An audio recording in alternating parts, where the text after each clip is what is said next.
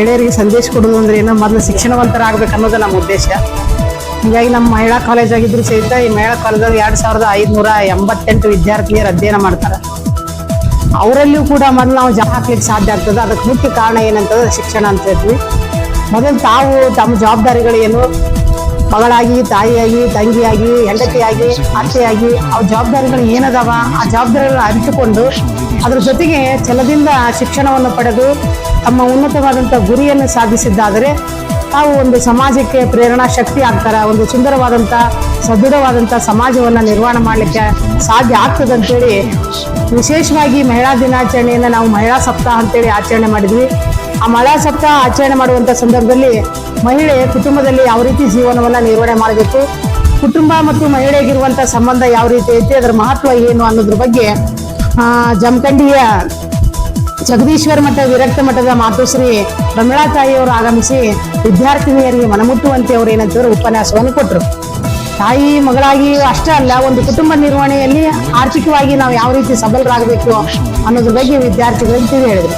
2ನೇ ದಿವಸ ನಾವೇನ್ ಮಾಡಿದ್ವಿ ಅಂತಂದಾಗ ಮಹಿಳೆ ಮತ್ತು ಸಮಾನತೆ ಅಂತೇಳಿ, ಮಹಿಳೆ ಮತ್ತು ಸಮಾನತೆ ಯಾವ ರೀತಿ ಐತಿ, ಇವತ್ತು ಲಿಂಗ ಸಮಾನತೆ ನಾವು ಸಮಾಜದಲ್ಲಿ ಕಾಣ್ತೀವೋ ಇಲ್ಲೋ, ಆ ಮಹಿಳೆಯ ಸಮಾನತೆ ಹೊಂದಬೇಕು ಅಂತಂದಾಗ ತಾ ಯಾವ ರೀತಿ ಇರಬೇಕು, ತನ್ನ ಜವಾಬ್ದಾರಿಗಳನ್ನು ಯಾವ ರೀತಿ ನಿರ್ವಹಿಸಬೇಕು ಅನ್ನೋದಕ್ಕೆ ಸಂಬಂಧಪಟ್ಟಂಗ ಬಾಗಲಕೋಟೆ ವಿಶ್ವವಿದ್ಯಾಲಯದ ಸಹಾಯಕ ಪ್ರಾಧ್ಯಾಪಕರಾದಂಥ ಡಾಕ್ಟರ್ ಚಿದಾನಂದ ಅವಳೇಶ್ವರ ಅವರು ಬಂದು ಬಹಳ ಅದ್ಭುತವಾದಂಥ ಅವರೆಲ್ಲರಲ್ಲೂ ಏನಂತಂದ್ರೆ ಭೇದ ಭಾವ ಬೇಡ, ಮೊದಲ ಲಿಂಗ ಸಮಾನತೆ ಇರಲಿಲ್ಲ. ಇವತ್ತು ನಾವೇನ್ ನೋಡ್ತಿದ್ರೆ ಕೇಂದ್ರ ಸರ್ಕಾರ, ರಾಜ್ಯ ಸರ್ಕಾರ ಅನೇಕ ತರನಾದಂಥ ಯೋಜನೆಗಳನ್ನು ರೂಪಿಸುವುದರ ಮೂಲಕ ಮಹಿಳೆಯರು ಕೂಡ ಪುರುಷರ ಸರಿಸಮಾನವಾಗಿ ಸಬಲರಾಗಲಿಕ್ಕೆ ಅವಕಾಶಗಳನ್ನು ಕೊಟ್ಟಿದೆ. ಅದನ್ನು ಸದುಪಯೋಗ ಪಡ್ಕೊಡ್ರಿ ಅಂತ.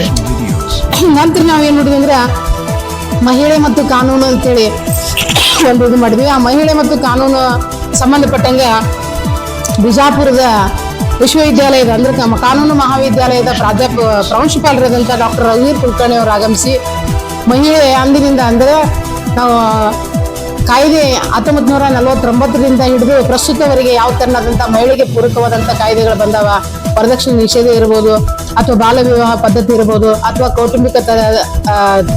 ಕೌಟುಂಬಿಕ ದೌರ್ಜನ್ಯ ತಡೆ ಸಂಬಂಧಪಟ್ಟಂತ ಕಾಯ್ದೆಗಳಿರ್ಬೋದು. ಅದರಲ್ಲೂ ವಿಶೇಷವಾಗಿ ಪ್ರತಿಷ್ಠಿತ ಸಂದರ್ಭದಲ್ಲಿ ಉದ್ಯೋಗಸ್ಥ ಮಹಿಳೆಯರಿಗೆ ಯಾವ ತರನಾದಂಥ ಸೌಲಭ್ಯ ಸೌಕರ್ಯಗಳದಾವ, ಹಾಗೂ ತಾವು ಉದ್ಯೋಗ ಮಾಡುವಲ್ಲಿ ಯಾವ ತರನಾದಂಥ ಲೈಂಗಿಕ ದೌರ್ಜನ್ಯಗಳು ನಡೀತಾವ, ಅವುಗಳಿಗೆ ಸಂಬಂಧಪಟ್ಟಂತ ಯಾವ ತರನಾದಂತಹ ಶಿಕ್ಷೆಗಳದಾವ, ನಾವು ಯಾವ ರೀತಿ ನಡ್ಕೋಬೇಕು, ನಮ್ಮತನವನ್ನ ಯಾವ ರೀತಿ ರೂಪಿಸ್ಕೊಳ್ಬೇಕು, ಹಾಗೂ ಕಾನೂನಿನ ಸದುಪಯೋಗವನ್ನು ಪಡ್ಕೊಳ್ಬೇಕಂತೇಳಿ ಡಾಕ್ಟರ್ ರಘುವೀರ್ ಕುಲಕರ್ಣಿ ಅವರು ಹೇಳಿದರು.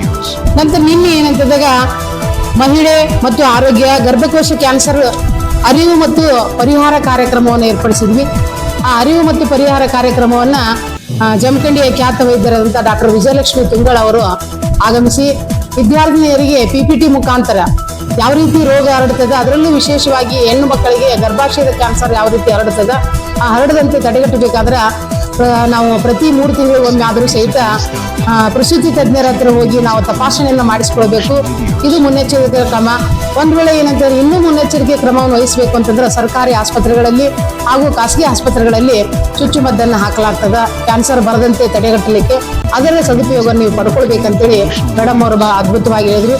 ಹಾಗೂ ಕ್ಯಾನ್ಸರ್ ಬಂದಂಥ ಸಂದರ್ಭದಲ್ಲಿ ಯಾವ ರೀತಿ ತಮ್ಮ ಮಾನಸಿಕವಾಗಿ ಕುಗ್ಗದೆ ಜಾಗೃತಿಯಿಂದಿದ್ದಾಗ, ಇಚ್ಛಾಶಕ್ತಿಯಿಂದಿದ್ದಾಗ ಎಂಥ ರೋಗ ಇದ್ರೂ ಸಹಿತ ಅದು ಉಲ್ಬಣ ಆಗಲಾರ್ದು ಅದಕ್ಕೆ ಪರಿಹಾರವನ್ನು ನಾವು ಕಂಡುಕೊಳ್ಳಿಕ್ಕೆ ಸಾಧ್ಯ ಅಂತೇಳಿ ಇವತ್ತು ನಮ್ಮ ಮಹಾವಿದ್ಯಾಲಯದಲ್ಲಿ ಅಂತಾರಾಷ್ಟ್ರೀಯ ಮಹಿಳಾ ದಿನಾಚರಣೆಯನ್ನ ಆಚರಣೆ ಮಾಡಿದ್ವಿ.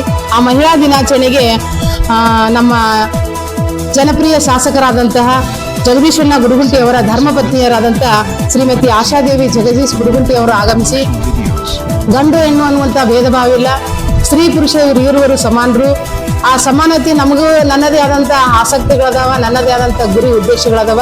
ಆ ಗುರಿ ಮತ್ತು ಉದ್ದೇಶಗಳು ಈಡೇರಬೇಕಾದ್ರೆ ಪುರುಷ ವರ್ಗವೂ ಕೂಡ ಏನ್ ಮಾಡ್ಬೇಕು ಅಂದ್ರೆ ಸ್ವತಂತ್ರವಾಗಿ ಬಿಡಬೇಕು ಅನ್ನುವಂಥ ವಿಚಾರವನ್ನು ಹೇಳಿದ್ರು. ನಾವು ಯಾವುದೇ ಸ್ಥಾನದಲ್ಲಿದ್ರೂ ಸಹಿತ ನಮಗೆ ನಮ್ಮದೇ ಆದಂಥ ಅಭಿಲಾಷೆಗಳಿರ್ತಾವ, ನಮ್ಮದೇ ಆದಂಥ ಇಚ್ಛೆಗಳಿರ್ತಾವ. ಕೆಲವೊಂದ್ಸಲ ನಾ ಈಗ ದೊಡ್ಡ ಸ್ಥಾನದಲ್ಲಿ ಇದ್ದೀನಿ ಅಂದ್ರೂ ಸಹಿತ ಅವ್ರು ಎದ್ದ ತಕ್ಷಣ ಯಾವ ರೀತಿ ರೆಡಿಯಾಗಿ ಹೋಗ್ತಾರ, ನಮ್ಮ ಪತಿದೇವ್ರು ರೆಡಿಯಾಗಿ ಹೋಗ್ತಾರ, ಅದ್ರಂಗೆ ನಾ ಮನೆ ಬಿಟ್ಟು ಹೋಗಕ್ ಆಗಂಗಿಲ್ಲ ಅಂತೇಳಿ ಆಶಾದೇವರು ಹೇಳಿದ್ರು. ಯಾಕಂತಾರೆ ಬೆಳಿಗ್ಗೆ ಎದ್ದ ತಕ್ಷಣ ನಾವು ರಂಗೋಲಿ ಹಾಕೋದ್ರಿಂದ ಹಿಡಿದು ಸಂಜೆವರೆಗೂ ನಮ್ಗೆ ಕೆಲಸ ಕಾರ್ಯಗಳಿರ್ತಾವ, ಎಲ್ಲೇ ಹೊರಗೆ ಹೋಗ್ಬೇಕಾದ್ರೆ ಸಹಿತ ಎಲ್ಲವುಗಳನ್ನ ನಿಭಾಯಿಸ್ಕೊಂಡು ಹೋಗ್ಬೇಕಾಗ್ತದ. ಹಾಗಾಗಿ ಪ್ರತಿಯೊಬ್ಬರು ತಮ್ಮ ತಮ್ಮ ಜವಾಬ್ದಾರಿಗಳನ್ನ ಅರಿತುಕೊಂಡು ನೀವು ಕೂಡ ಏನಂತಂದ್ರೆ ಶಿಕ್ಷಣವಂತರಾಗೋದ್ರ ಜೊತೆಗೆ ಉತ್ತಮ ರಾಜಕಾರಣಿಗಳಾಗ್ಬೋದು, ಡಾಕ್ಟರ್ ಆಗ್ಬೋದು, ವೈದ್ಯ ಆಗ್ಬೋದು, ಅಥವಾ ಸಮಾಜ ಸೇವಕಿ ಆಗ್ಬೋದು, ಹಾಗೂ ಉನ್ನತ ಹುದ್ದೆಗಳನ್ನು ಸರ್ಕಾರದ ಉನ್ನತ ಹುದ್ದೆಗಳನ್ನು ಹೊಂದ್ರಿ ಅಂತೇಳಿ ವಿದ್ಯಾರ್ಥಿಗಳಿಗೆ ಶುಭ ಹಾರೈಸಿದ್ರು. ಇದೇ ಸಂದರ್ಭದಲ್ಲಿ ಇನ್ನೋರ್ವ ಅತಿಥಿಗಳಾಗಿ ಆಗಮಿಸಿದಂತಹ ರಾಜ್ಯ ಪ್ರಶಸ್ತಿ ಪುರಸ್ಕೃತರಾದಂತಹ ಜಾನಪದ ಕಲಾವಿದರಾದಂತಹ ಹುನ್ನೂರಿನ ಶ್ರೀಮತಿ ಸೋನಮ್ಮ ಭೋಜಪ್ಪಗಳವರು ಆಗಮಿಸಿದ್ರು. ಅವರು ಕೂಡ ಏನಂತಂದ್ರೆ ನಿರಂತರವಾಗಿ ಸ್ತ್ರೀ ಮಹತ್ವ ಕುರಿತು ಅದ್ಭುತವಾದಂತಹ ಗೀತ ಗಾಯನದ ಮೂಲಕ ವಿದ್ಯಾರ್ಥಿಗಳಿಗೆ ಸಂದೇಶವನ್ನು ಕೊಟ್ಟರು.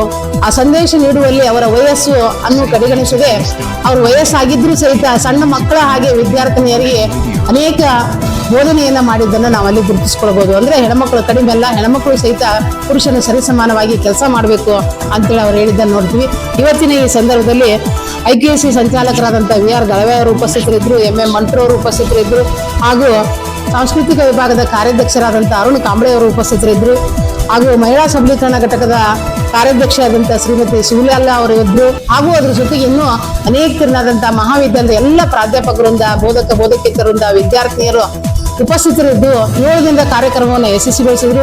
ಅದರಲ್ಲಿ ವಿಶೇಷವಾಗಿ ಬರೀ 7 ದಿನ ಉಪನ್ಯಾಸ ಕಾರ್ಯಕ್ರಮವನ್ನು ಮಾಡಿ ವಿದ್ಯಾರ್ಥಿಗಳಿಗೆ ಬೋರ್ ಹೊಡಿಸೋದು ಬೇಡ ಅಂತೇಳಿ ಅದ್ರ ಜೊತೆಗೆ ನಾವೇಂತಂದ್ರೆ ವಿದ್ಯಾರ್ಥಿಗಳಲ್ಲಿರುವಂತಹ ಕ್ರಿಯಾಶಕ್ತಿಯನ್ನ ಹೊರತರುವ ಸಲುವಾಗಿ ಅನೇಕ ತರನಾದಂತಹ ಸ್ಪರ್ಧೆಗಳನ್ನು ಏರ್ಪಡಿಸಿದ್ವಿ.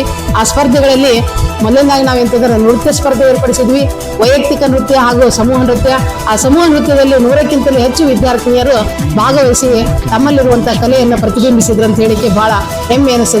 ತದನಂತರ ನಾವೇನ್ ನೋಡಿದ್ವಿ ಅಂತಂದಾಗ ಪೇಂಟಿಂಗ್ ಸ್ಪರ್ಧೆ ಇಟ್ಟುಕೊಂಡಿದ್ವಿ, ಚಿತ್ರಕಲಾ ಸ್ಪರ್ಧೆ ಇಟ್ಟುಕೊಂಡಿದ್ವಿ, ವಸ್ತ್ರ ವಿನ್ಯಾಸ ಸ್ಪರ್ಧೆ ಇಟ್ಟಿದ್ವಿ, ಅದು ಕಸದಿಂದ ರಸ ಸ್ಪರ್ಧೆ ಇಟ್ಟಿದ್ವಿ. ಅದರಲ್ಲೂ ಸಾಕಷ್ಟು ವಿದ್ಯಾರ್ಥಿನಿಯರು ತಮ್ಮಲ್ಲಿರುವಂತಹ ಕ್ರಿಯಾತ್ಮಕ ಚಟುವಟಿಕೆಯನ್ನು ಬಿಂಬಿಸಿದ್ದನ್ನು ನಾವು ನೋಡ್ತೀವಿ. ಕೇಶ ವಿನ್ಯಾಸ ಸ್ಪರ್ಧೆ, ಸವಿರುಚಿ ಸ್ಪರ್ಧೆ, ಹೀಗೆ 10 ಹಲವಾರು